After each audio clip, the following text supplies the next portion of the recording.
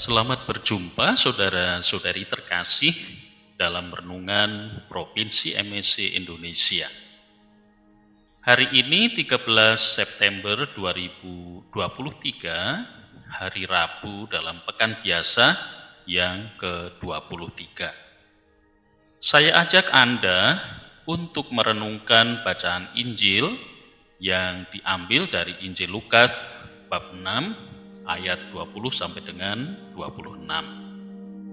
Namun secara khusus kita renungkan bersama ayat 20, di mana Yesus berkata, "Berbahagialah hai kamu yang miskin, karena kamulah yang empunya kerajaan Allah." Dan ayat 24 yang berbunyi, "Celakalah kamu, hai kamu yang kaya, karena dalam kekayaanmu kamu telah memperoleh penghiburan. Berbahagialah hai kalian yang miskin, celakalah kalian orang kaya." Apa yang dikatakan oleh Yesus ini mengundang tanda tanya. Apakah Yesus mengatakan bahwa setiap orang yang tidak punya kekayaan masuk surga dan setiap orang yang kaya masuk neraka? Saya kira Yesus tidak mengatakan demikian. Yang sebenarnya ingin disampaikan adalah bahwa kemiskinan tidak menjamin orang masuk surga, pun kekayaan tidak memastikan orang masuk neraka. Iman dan kerendahan hati di hadapan Allah lah yang menentukan. Di bagian lain kitab suci dalam perumpamaan tentang orang kaya dan Lazarus, pengemis yang duduk di pintu rumah si kaya sambil berharap akan remah-remah yang jatuh dari mejanya, dikatakan bahwa orang kaya itu masuk neraka dan Lazarus masuk surga. Apakah orang kaya itu masuk neraka karena ia kaya dan Lazarus masuk surga di pangkuan Bapak Abraham karena ia miskin?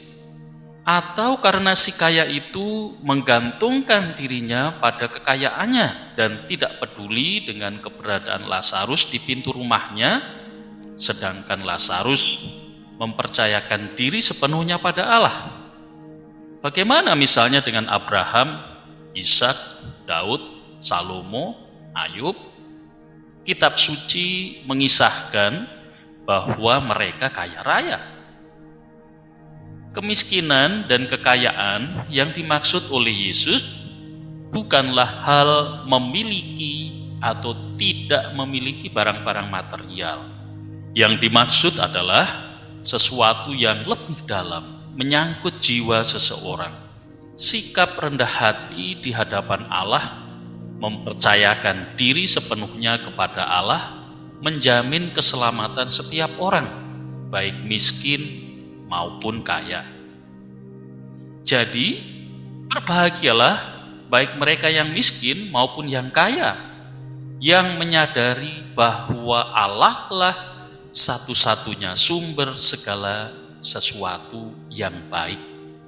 Berbahagialah baik yang miskin maupun yang kaya, yang meletakkan hidupnya di tangan Allah, yang menggunakan segala yang dimilikinya untuk mengabdi Allah dan sesama.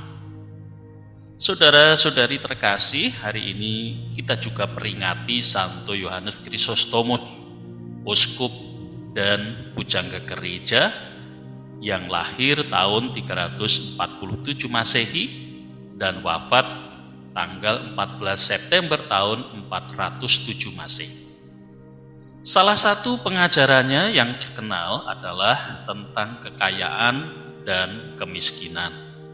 Santo Yohanes Chrysostomus berkata demikian, "Inilah sebabnya mengapa Tuhan mengizinkan Anda memiliki lebih banyak, bukan untuk Anda hambur-hamburkan untuk pelacur, kemabukan, makanan mewah, pakaian mahal, dan semua jenis pemborosan lainnya, tetapi untuk Anda bagikan kepada mereka yang membutuhkan." Dalam khotbah yang lain, ia berkata, "Semua itu adalah milik Tuhan kita, dari mana kita dapat memperolehnya?" Dan jika kita membagikannya kepada orang yang membutuhkan, kita akan memperoleh kelimpahan yang besar. Saya mohon yang terpenting dari semuanya, Anda akan selalu ingat bahwa tidak membagikan kekayaan kita sendiri kepada orang miskin adalah rampokan terhadap orang miskin dan merampas mata pencaharian mereka. Dan apa yang kita miliki bukan hanya milik kita, tetapi juga milik mereka. Lebih lanjut, Santo Yohanes Chrysostomus mengatakan demikian. Jika pikiran kita diarahkan sesuai dengan kebenaran ini, kita akan dengan bebas menggunakan semua harta kita. Kita akan memberi makan Kristus ketika lapar di sini, dan kita akan menimbun harta di sana bagi kehidupan kekal. Kita akan dimampukan untuk mencapai berkat di masa depan oleh kasih karunia dan kemurahan Tuhan kita yang bersama Dia bagi Bapa dan Roh Kudus, kemuliaan, kehormatan, kekuatan, sekarang dan selama-lamanya. Amin. Semoga kita semua selalu mempercayakan diri sepenuhnya kepada Allah yang menjamin keselamatan kita. Dan mari kita akhiri renungan kita dengan doa. Tuhan, semoga kami selalu lapar dan haus akan Dikau, dan tuntunlah kami di jalan menuju kebahagiaan dan damai yang kekal.